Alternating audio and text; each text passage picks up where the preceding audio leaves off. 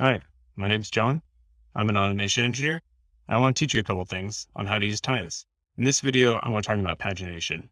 Pagination is a technique that many APIs implement to return a limited set of results from a larger data set in order to only give the clients what they're actually going to use in a single request. Times handles pagination really well. Let me show you how. Jumping into the pagination story, I'm going to start with this action, get stories and times. The Times API endpoint for stories will return all stories that I'm able to see, but it's paginated. So let's check it out. If I run this action and check the event,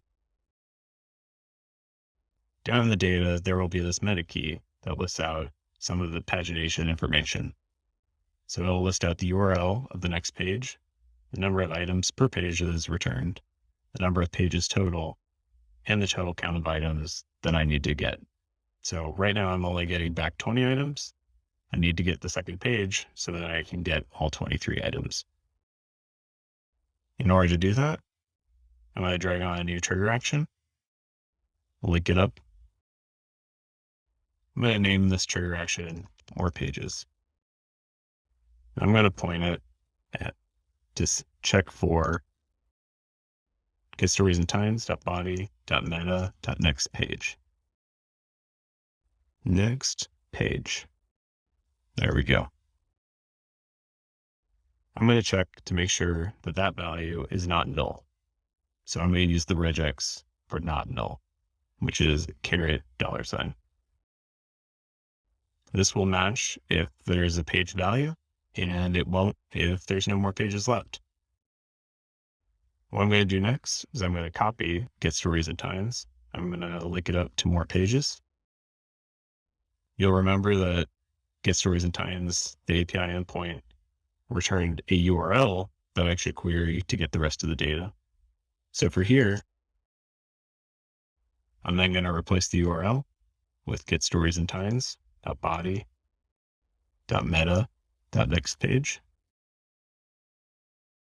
And I'm going to use that URL to make my next HTTP request and get the rest of the data. If I go back and run this, we see that more pages matched, and I got the rest of the stories and times. I can actually link this up to more pages and create a bit of a loop so that every time that I query and times tells me what the next page is to get, I'll go ahead and gather that data. Now, most importantly, you'll want to break out of this loop or do something when there's no more pages left. So I'm going to copy this trigger action. I'm going to say no more pages. I'm going to say then if this matches the regex, null. If I go up here and check this event, I now have a next page value of null.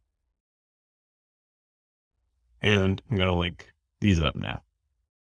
So when there's no more pages left, I'm going to break out to go to no more pages. And then I can continue on with the rest of my story. For good measure, I'm going to link up get stories and times to no more pages to make sure that if there were no pages returned in the initial call, that I can just go over and exit this and go down this path. That's how you set up pagination in times.